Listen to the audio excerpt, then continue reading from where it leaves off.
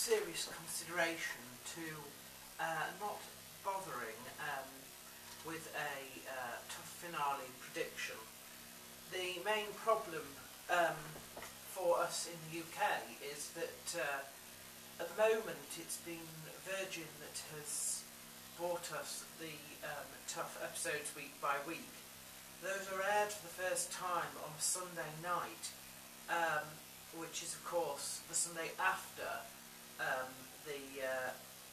the production is released in the US on the Wednesday.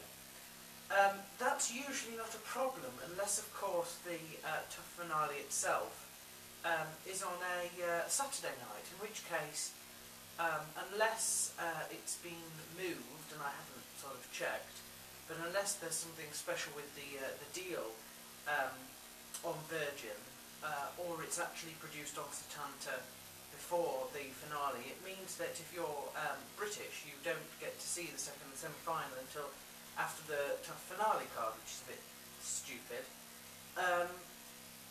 The other thing, of course, is that the full card hasn't been released yet, because we don't know until pretty late on who DeMarcus Johnson is fighting and who that frees up to fight who out of most of the TUFers on season.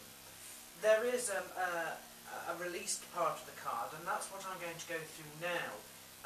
I will update in the little sort of bit, a little write-up bit, further predictions as the card sort of becomes clear, but I don't really want to wait any longer before doing this, because obviously it takes time to upload as well, and you know, there's going to be no point if I don't move soon.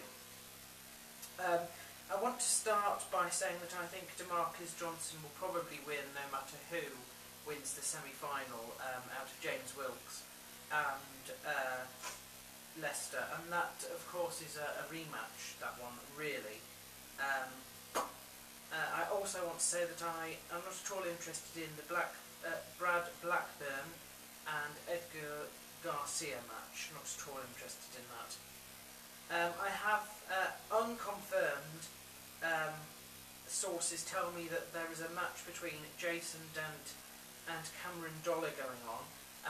That will be a very, very interesting match, that one. Depending on if Jason Dent performs to the best of his ability, he probably has got the potential to beat Cameron Dollar, but I think I might actually go out on a limb here and say that I think Dollar will probably pull off the win. It may go to decision with that. Mike C is fighting Thomas Derwal. He's 15-2. He wins usually by TKO. He's got 9 of them. He's never been to a decision. I think that Mike will probably win this bout. I'm going to go for TKO in the second there. Melvin Guillard, who is 21-7 with 13 TKO wins and 6 losses by submission, is facing Gleeson Tibau, who's 17-6, wins by submission, loses by TKO. So this is quite interesting, because if Gleeson gets clocked by Melvin, it could be a Melvin win by TKO. I think I'm going to go, however, for a Tibau win by submission. I'll go for it as a bar in the second round. Joe Stevenson is on rocky ground. His previous record, loss, win, loss, loss. A record of 29-10, very well respected. He's fighting Nathan Diaz, who's a bit of an up-and-comer, previous TUFer. He's 10-3. I think they might have put him up here in the hope that he would lose to Joe Stevenson and sort of make sure that Stevenson doesn't lose 3 in a row. It wouldn't do much harm to Diaz based on who Stevenson is. I'm going to say I think it's going to go to decision. I just don't know who's going to win that one. Joe Stevenson probably, but I wouldn't rule out Nathan Diaz on that. Ross Pearson and Andre Winner. You know, I think Ross has all the skills to win this, but I'm actually going to go with Andre Winner. I don't know how, though, on that one. I don't know how on that one. It's an all-British final for that, so it doesn't really matter who wins in terms of the series. Chris Little, he's also on an even ground with his record. Loss, win, loss, win, loss. Loses to people like Matt Hughes, Thiago Alves, Josh Kozchek, Marcus Davis, etc., etc. A record of 26 and 17. Well, he's fighting Kevin Burns, 7 and 2. He only loses by TKO, usually wins by submission, and he's coming off a loss as well. I'm hoping Chris Little wins this one. I'm going to go out and say I think it will be a TKO in the third.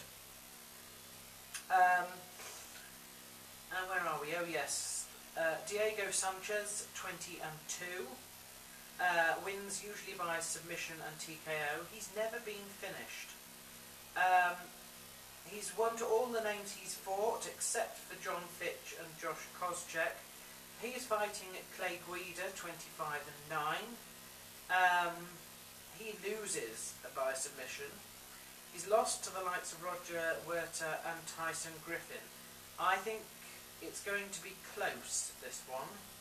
Very, very close indeed. I also think it's probably going to go to a decision.